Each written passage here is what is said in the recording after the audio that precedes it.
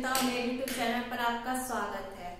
और हम तैयारी कर रहे हैं सीटेट 2020 या फिर 21। तो हमारा जो है वीडियो हो गया है विकास एवं उसके सिद्धांत और उसकी अवस्थाएं, उसका अर्थ, ये जो हमारे पॉइंट चल रहे थे वो कंप्लीट हो गए हैं। आज सेकंड टॉपिक है हमारा वंशानुक्रम एवं वातावरण। आज हम इसके बारे में बात करेंगे। तो ये बहुत ही महत्वपूर्ण टॉपिक है सीटेट एंड टेट के लिए, क्योंकि इसमें से काफी क्वेश्चंस जो हैं फंसते हैं। तो सबसे पहले आज हम इस पे बात करेंगे सिर्फ वंशानुक्रम पे, क्योंकि भाई टॉपिक बड़ा है तो एक ही वीडियो में दोनों चीजें नहीं हो सकती। तो आज वंशानुक्रम के बारे में पढ़ेंगे और कल हम लोग पढ़ेंगे वातावरण के बारे में। तो सबसे पहले वंशानुक्रम क्या है। देखिए, वंशानुक्रम हम सब लोग जानते हैं कि हमारे जो माता पिता हैं, जो हमारे जो पूर्वज हैं, उनके गुणों का हस्तांतरण आने वाली पीढ़ी में जो होता रहता है, तो उसको एक तरीके से हम कहते हैं आनुवांशिकता या फिर वंशानुक्रम। कुछ गुण ऐसे होते हैं हर बच्चे में जो उसके माता पिता से, उसके दादा दादी से, उसके पूर्वजों से, सबसे उसके थोड़े थोड़े करके उसके अंदर उन गुणों में समावेश होता है। जैसे कि फॉर एग्जाम्पल हम लोग अपने घरों में भी देखते हैं कि भाई देखिए, हमारे जो बच्चे हैं या फिर हमारे जो भाई बहन हैं, तो उनमें काफी गुण जो है हमारे पेरेंट्स के मिलते हैं, है ना। कोई किसी को देखिए, किसी की स्माइल पापा मम्मा जैसी होती है, या फिर किसी के बाल होते हैं, या फिर किसी के हाथ होते हैं, या फिर किसी का स्वभाव होता है। बहुत सी चीजें ऐसी होती है ना कि बातें करने का तरीका है, उठने बैठने का, बहुत सी चीजें बहुत सी कॉमन सी होती हैं। और हम इसको कहते हैं कि ये देखो, अगर इसको देखते हैं तो ऐसा लगता है कि भाई वो पर्सन हमारे सामने है। तो कहीं ना कहीं उसके जो गुण हैं वो उस बच्चे में या फिर उस पर्सन में दिखाई देते हैं।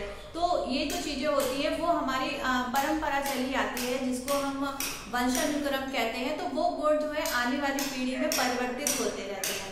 तो वो किस तरीके से होते हैं उसको मनोवैज्ञानिकों ने अपने अपने तरीके से उसको बताया है। और किस तरीके से बताया है, तो चलिए पहले कुछ डेफिनेशन देख लेते हैं। सबसे पहले है आपकी जेम्स ट्रेवर। जेम्स ट्रेवर ने बोला है कि माता पिता की शारीरिक एवं मानसिक विशेषताओं का हस्तांतरण होना वंशानुक्रम है। जैसे कि माता पिता की शारीरिक, यानी कि देखा होगा कि आपने बहुत से जो बच्चे हैं वो अपने माता पिता की तरह, जैसे कि हाइट में या फिर उनके पर्सनालिटी में या फिर किसी भी चीज में कॉमन चीजें होती हैं, या फिर मानसिक रूप से वो अपने पेरेंट्स की तरह होते हैं, या फिर उनके परिवार में कोई ऐसा पर्सन होता है जिसपे वो गए हुए होते हैं। तो ये उन्होंने जेम्स ट्रेवर ने एक डेफिनेशन दी थी। दूसरी डेफिनेशन है बी.एन. झा। बी.एन. झा ने बोला है कि वंशानुक्रम व्यक्ति की जन्मजात विशेषताओं का पूर्ण योग है। वंशानुक्रम व्यक्ति की जन्मजात, यानी कि जो उसके जन्म से जुड़ी हुई होती है। और वही चीज मैंने जो आपको बताया कि जो है माता पिता या उसके परिवार से उसको परंपरा के रूप में या फिर उसको जो है मिलती है। देखिए, वंशानुक्रम क्या है, विभिन्न कोषों के योग से। हमारा जो शरीर है वो विभिन्न कोषों के योग से बना हुआ है और उसका निर्माण होता है। कोष के दो भाग बताए गए हैं, केंद्र और कोशारस।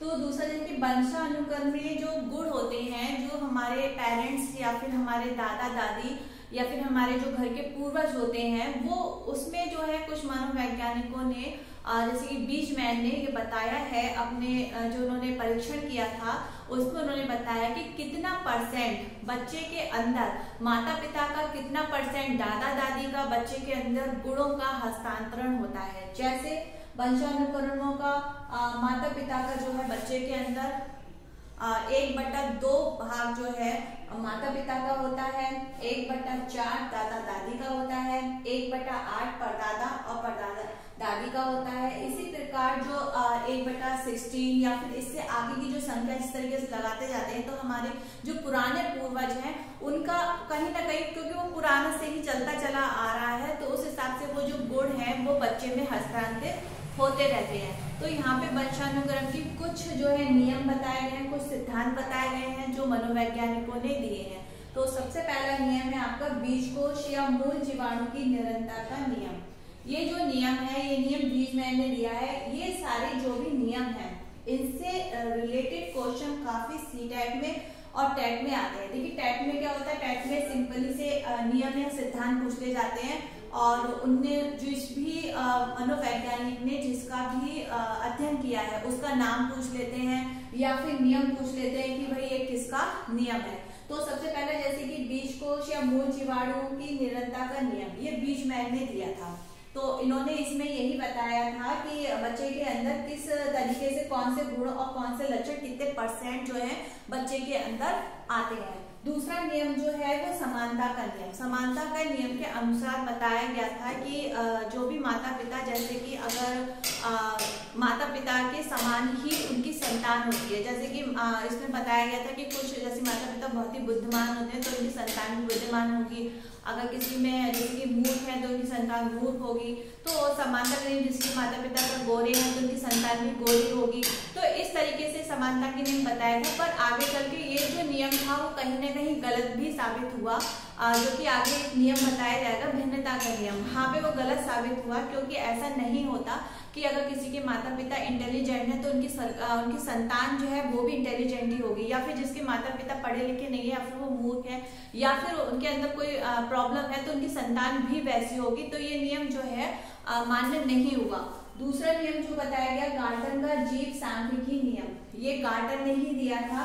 और इन्होंने तीसरा है आपका चौथा अर्जित गुणों के अवितरण का नियम। यहाँ पे जो था अर्जित गुणों के अवितरण का नियम बताया गया था कि बच्चे के अंदर जो अर्जित गुण है वो वितरण का नियम। और तीसरा ये जो था इन्होंने बीजमैन ने चूहों के ऊपर किया था।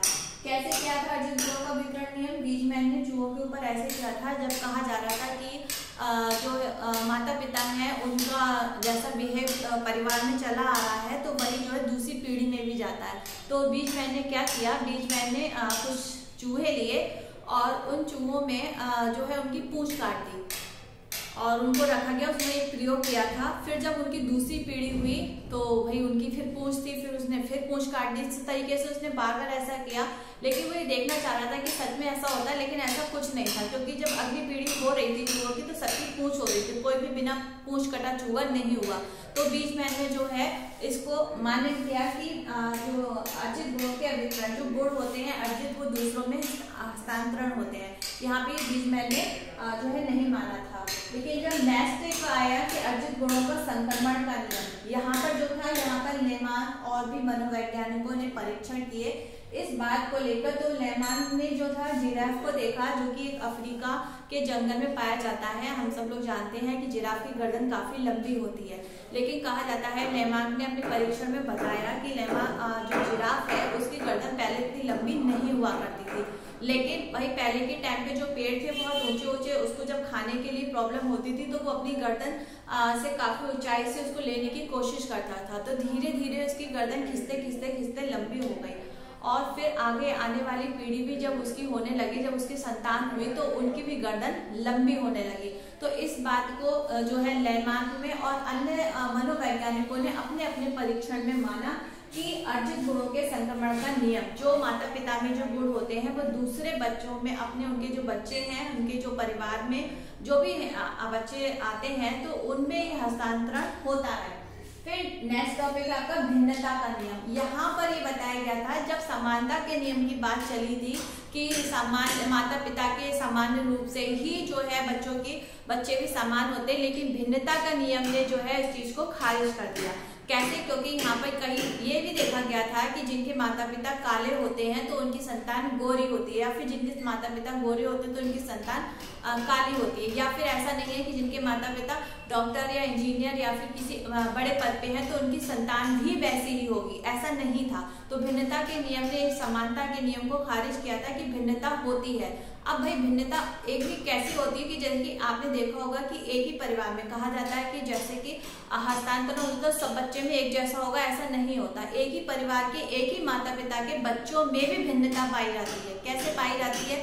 क्योंकि एक बच्चा कभी कभी बहुत ही इंटेलिजेंट होता है और एक बच्चा उतना इंटेलिजेंट नहीं होता, जबकि उनके संतान दोनों के पिताजी जो है उनके एक ही है, लेकिन उनमें डिफरेंस क्यों है? उनमें डिफरेंस ऐसा होता है कि एक ही टाइम पे ऐसा नहीं होता कि माता पिता के जो कहते हैं जीन्स हैं वो एक ही टाइप में हो, क्योंकि उनमें भी घटाव बढ़ाव होता रहता है। तो उस हिसाब से एक बच्चे में अच्छे तरीके से अर्जित हो जाता है, दूसरे में इतना नहीं होता। तो भिन्नता का नियम ये बताता है कि गुणों में भी जो है भिन्नता पाई जाती है। तो नेक्स्ट पॉइंट है आपका प्रत्यागमन का सिद्धांत। तो यहाँ पे प्रत्यागमन का सिद्धांत, फिर लास्ट है आपका मेंडल का नियम। मेंडल का नियम, इनका पूरा नाम जो है ग्रेगर जोहन मेंडल है। इन्होंने हरी मटर का प्रयोग किया था। इन्होंने कैसे हरी मटर का प्रयोग किया था? इन्होंने जो है एक छोटी मटर ली और बड़ी मटर ली, उसको इन्होंने जो क्या किया, उन्होंने उसको बो दिया और उसके बाद में कुछ टाइम बाद छोटी मटर से छोटी मटर वाला पौधा, छोटी मटर और बड़ी मटर से बड़ी मटर पैदा हुई। उसके बाद में इन्होंने दोनों को मिक्स किया और मिक्स करके फिर से उसको बो दिया। उसके बाद में क्या हुआ कि सिर्फ ओनली जो है बड़ी मटर का पौधा हुआ और उसे बड़ी मटर हुई। तो उससे उन्होंने ये दिखाया कि जब हमने अलग अलग उन चीज़ों को बोया था तो जो उसकी जो खासियत थी वो अपने अपने हिसाब से हुई थी, लेकिन जब हमने दोनों चीज़ों को मिक्स कर लिया तो जो अच्छी क्वालिटी थी, जो अच्छे गुण थे, वो वाली चीज़ उत्पन्न हुई। तो ये मेंडल के नियम ने इन्होंने हरी मटर पे दिया था, ये एग्जाम में भी आता है। तो ये सबसे इम्पोर्टेंट टॉपिक है इसके वंशानुक्रम के सिद्धांत। तो ये था वंशानुक्रम। कल हम बात करेंगे वातावरण पर। तो आज के लिए इतना ही, और बस आप लोगों को अच्छा लगा हो तो लाइक करना, शेयर करना, सब्सक्राइब करना, कमेंट बॉक्स में मुझे बताना कि कैसा लगा। Bye bye.